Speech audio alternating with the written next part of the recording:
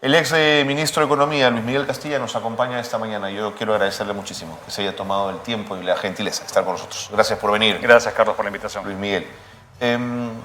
Antes de entrar de lleno a los aspectos económicos y a los números, quería preguntarte por el tema de la Autoridad para la Reconstrucción con Cambios, que está siendo muy cuestionada y muy criticada su gestión en los últimos días a partir del tema de las lluvias. ¿Qué sensación tienes tú respecto al trabajo de la autoridad? A ver, creo que se le está haciendo un cargamontón. Ciertamente el foco no ha estado en la prevención, porque la prevención involucra hacer unos estudios que son mucho más complicados. Una cosa es inaugurar un colegio, reconstruir un colegio, una posta médica, y otro es un plan integral de represamiento en las zonas altas, de reforestación, de descomatar los ríos, drenajes, muros de contención. Todo eso es mucho más complejo y mucho menos políticamente rentable que inaugurar un colegio. Entonces, inicialmente el foco ha sido transferir plata de la reconstrucción con cambios a los gobiernos regionales y locales. Así es. Eso luego cambió y comenzó a licitar la propia autoridad, con apoyo incluso de acuerdos, convenios de acuerdos gobierno a gobierno, y eso ayudó, pero ciertamente la responsabilidad es parte de ellos, pero parte es del ADN público que no tiene incorporado el chip de la prevención en el país.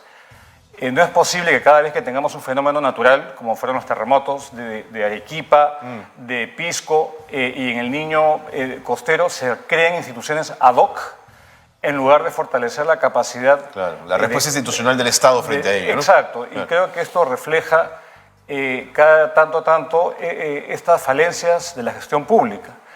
No ha habido continuidad, ha habido mucho cambio en autoridades, eso ha conspirado contra una ejecución a tiempo y hoy estamos lamentablemente pagando las consecuencias, ¿no? Infraestructura dañada y si viene un niño que todavía no se confirma, creo que ahí vamos a estar en problemas porque el Estado no está preparado y no es un tema de plata. Plata ha habido y bastante. El tema tiene que ver con la gestión e invertir en las cosas que son más adecuadas. Y en esa misma perspectiva, crear una nueva autoridad para reconstrucción no tiene ningún sentido. Lo que habría que hacer es fortalecer o esta o el espacio institucional, digamos, ¿no? Yo creo que hay que dotar... Yo no crearía nada porque mientras creas una institución nueva, una burocracia, los documentos de gestión, se te pasa la vida, ¿no? Se te pasa 1 año o 2 años. Y usualmente esas instituciones tienden a ser capturadas por los gobiernos de turno. Acá lo importante es darle continuidad y darle cierto blindaje de la influencia política. Eso es absolutamente necesario. Yo no creo que sea necesario construir una nueva entidad de cero. Yo creo que se puede fortalecer a la autoridad y efectivamente a los ministerios que tienen responsabilidad sobre eso. Acordémonos que hay un presupuesto, Carlos, todos los años de más o menos 2.200 millones de soles solamente para la prevención y se dejan 500 millones todos los años sin gastar. Y muchos de estos recursos no gastados han sido efectivamente en Piura, en Tumbes, en regiones afectadas por las lluvias. Entonces, creo que tiene que haber menos indolencia, más proactividad y menos uso político de estos recursos. Y básicamente los gobiernos regionales tienen una responsabilidad muy grande porque ellos son los encargados, por ley, de velar por las contingencias que afectan el territorio que administran. Entonces, creo que hay que repensar un poco más allá de la institución, porque eso es efectista y eso en mi criterio no resuelve nada. Sí estoy de acuerdo contigo respecto a que las dinámicas para trabajar obras gobierno a gobierno agilizan, son más prácticas, disminuyen los índices de corrupción sin duda. Pero también si haces eso, dejas de preparar a una capa burocrática en las regiones que tiene que aprender a manejar esos presupuestos y a invertir. Digamos, no es necesario todo sea gobierno a gobierno. No, y no es la panacea en absoluto, porque así como hemos tenido buenas experiencias en proyectos muy puntuales como los Juegos Panamericanos, por ejemplo, que eso no lo que te dan los gobiernos a gobierno es que te evitan que entres en controversias, en arbitrajes. Así es. Cuando hay problemas. Pero tú no puedes subcontratar, tercerizar todo a un gobierno tercero. Entonces, si es así, démosle la llave a los británicos y que se hagan cargo de todo. Y bueno, sería bueno quizás por los problemas que tenemos, pero eso no es realista. No ayuda. No ayuda. Y han habido casos en los cuales se funciona, y han habido casos donde ha sido un desastre. Un caso puntual es el hospital de alta complejidad de Piura, que no tiene, donde las bases mal hechas las hizo el MINSA y ganaron los franceses. y hasta el día de hoy un proyecto de 1.000 millones de soles y para los cuales cobran el 5% y no necesariamente es la mejor oferta. Entonces, nuevamente, recurrir a este tipo de modalidades puede que ayude y lo blinda de las controversias, pero ciertamente no son la panacea como estamos viendo. Correcto. Números. El INEI ha señalado que la actividad económica en el Perú ha disminuido en 1,12 en enero del 2023 respecto igual mes del 2022. ¿Nos está hablando de una mala foto o es una tendencia que deberíamos cuidar?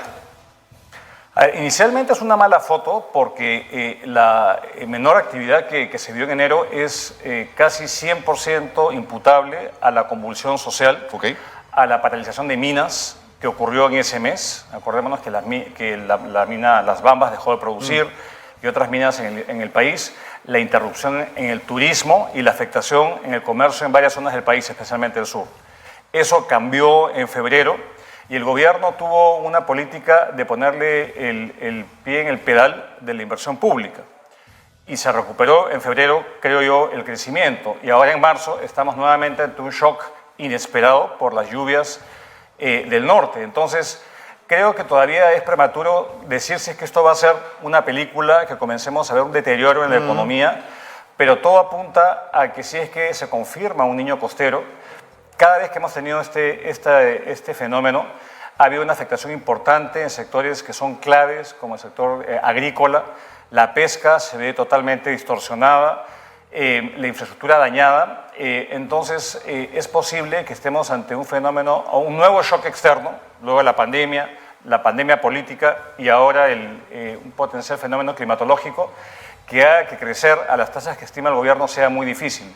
Incluso el plan Compunche Perú, que yo creo que está bien puesto, están haciendo el máximo esfuerzo las autoridades, construir sobre terrenos donde que hay inundaciones y no hay las condiciones de seguridad mínima, le quita efectividad. Entonces, creo que está por verse. Yo soy más bien, quiero darle beneficio de la duda, pero estamos ante llover sobre mojado, literalmente, shock tras shock, y eso que el mundo también se está complicando un poco. Entonces, con los temas financieros que están ocurriendo en Estados Unidos, en otras partes del planeta. Entonces, creo que podríamos entrar nuevamente a una fase de menor crecimiento, pero estamos mejor preparados que en el pasado a hacerle frente porque tenemos un gobierno más solvente en lo técnico, por lo menos.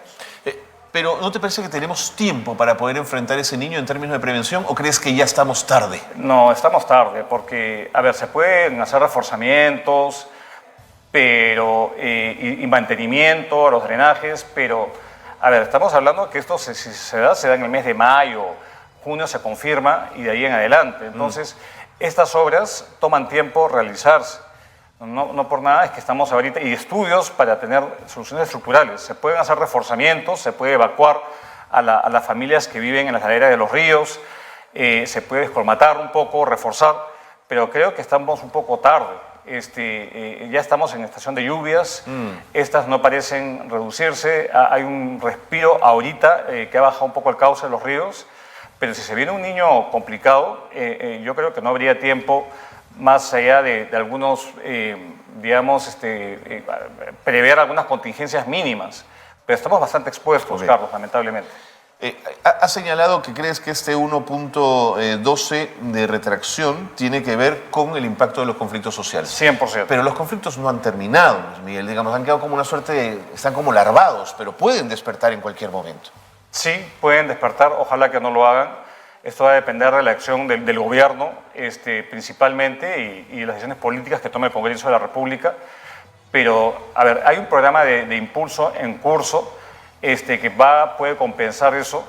Pero, a ver, la afectación más grande que tuvo la conflictividad social se dio en 3 sectores puntuales. El turismo muy afectado y todavía no llega a recuperarse porque todavía siguen las alertas en gobiernos de los Estados Unidos y otros donde recomiendan que que no se viaje al Perú. Que no se viaje al Perú. Eso tiene una afectación muy grande en el turismo receptivo. Vamos a ver ahora una Semana Santa donde probablemente hay un menor flujo de turistas del exterior. Lo segundo es el comercio y que está muy focalizado en zonas específicas y yo creo que Puno, por ejemplo, que es una región que depende del comercio en gran medida, Juliaca, por ejemplo, yo veo poco probable que puedan sostener nuevamente una paralización porque hay una afectación real en la capacidad de generar ingresos de la gente que vive ahí. Y el tercer sector, que es el más complicado, es el sector de la minería. Y este sector ya se ha recuperado plenamente. Las Bambas ya está operando nuevamente al 100%. Se han reabierto minas que estaban cerradas por prevención ante el vandalismo. Esto siempre puede retomarse, ¿no? Pero yo creo que hay también una mayor presencia policial y de las Fuerzas Armadas que están resguardando estas minas. No sé cuán sostenible sea tener a las Fuerzas Armadas como seguridad de yacimientos, pero eso es lo que está ocurriendo. Entonces, ojalá que esto no se reavive, porque ahí sí tendríamos el tema político convulsionado, con una afectación a activos claves como las minas o plantas de generación eléctrica, incluso Camisea, que se vio afectado en alguna oportunidad, más fenómeno del Niño, y más todos los problemas de gestión que impiden que haya pues, un plan de estímulo efectivo, que no depende solamente de la voluntad del MEF, depende de un aparato público que está enquilosado y que ha probado ser inefectivo para poder desplegar todo el gasto público que se debe. Y el sector privado creo que está de alguna forma tímidamente recuperando la confianza. El sector de la construcción está creciendo nuevamente. Entonces, a ver, es un panorama mixto. Ojalá que no se repita la conflictividad y la zozobra, porque creo que lo que más se requiere en el país es estabilidad, cosa que los políticos parecen no entender y que esto finalmente pasa factura a la capacidad de generar empleo y al costo de vida, que no hemos conversado, el costo de vida está nuevamente afectado por un shock de oferta. Crece, Luis Miguel, cada vez es más caro todo. Así es. Y eso que el Banco Central ha desplegado una política monetaria efectiva, subió las tasas de interés, pero cuando la fuente de la información son disrupciones, bloqueos en carreteras, disrupciones en el suministro, es poco lo que puede hacer un Banco Central. Un Banco Central funciona incrementando la tasa de interés cuando tenemos una economía sobrecalentada, cuando es necesario encarecer el costo del crédito. No cuando tenemos este tipo de shocks o inflación importada, porque el trigo pues, ha visto su precio, digamos, dispararse, o el maíz, que son bienes que importamos. Entonces, creo que esto va a hacer que la inflación persista un poco más. El Banco Central tenía previsto volver a su meta hacia fines de año. Probablemente esto implique que todo el 23 vamos a tener inflación elevada y que recién el año 24 veamos nuevamente inflaciones más razonables, ¿no? En torno a 3-4%. Luis Miguel, y en tu experiencia en el MEF, pero también en tu experiencia en el manejo político, en los gabinetes, en las discusiones propias que se tienen allí, un gobierno como este, que se ve por momentos arrinconado y que tiene un horizonte corto, ¿debe llegar al 2026 o la renuncia de la presidenta Boluarte podría de alguna manera calmar las aguas? Para que una economía funcione se requiere certidumbre. Y lo peor puede ser un proceso de incertidumbre que no sabe si el desenlace político es el mejor.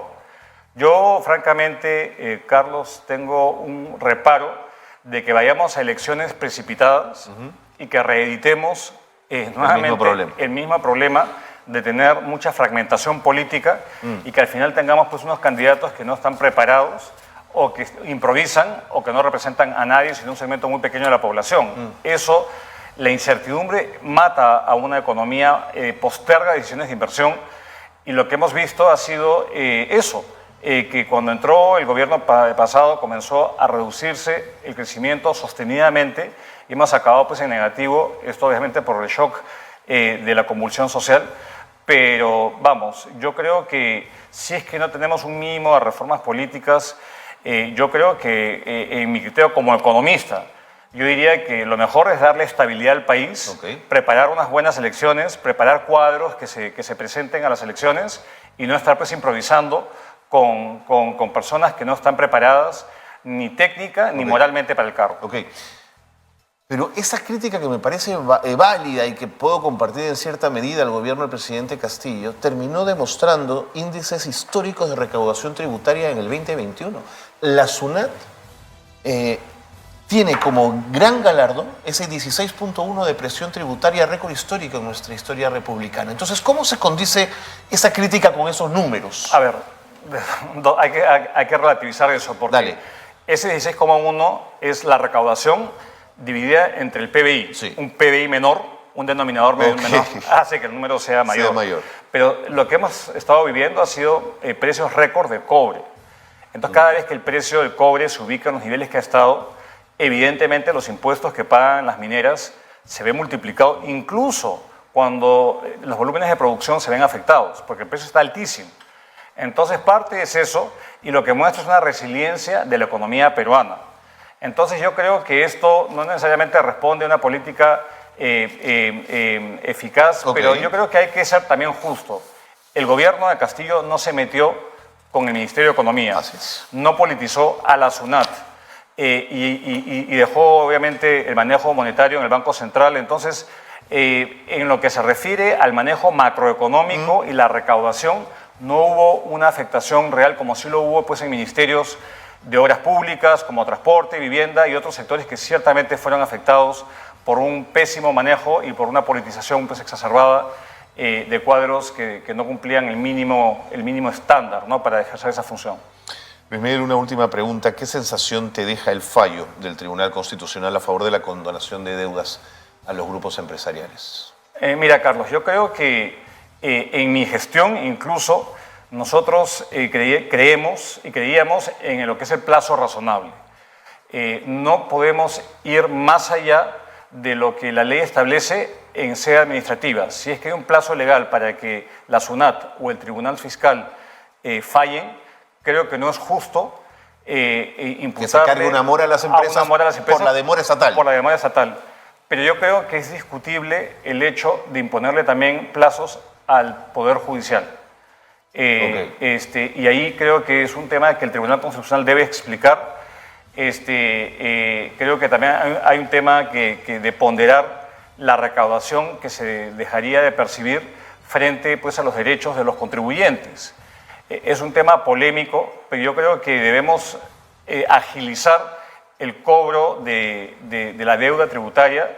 Tampoco hay que demonizar a las empresas que tienen controversias tributarias, hay de todo, hay empresas que ciertamente deben y están en falta, y otras que injustamente se les acota y acaban pues en controversias, y es un derecho de los contribuyentes impugnar y llegar a las últimas consecuencias.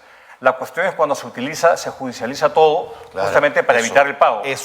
Y esto lamentablemente es algo que el fallo puede estar incentivando. Puede estar incentivando. Claro. Entonces, es polémico, pero vamos, yo creo en los plazos que se deben respetar, y si no, estamos en un problema que el 80% de lo que se debe vienen a ser intereses moratorios y 20% del capital, y eso tampoco creo que es justo para un contribuyente. Muy bien.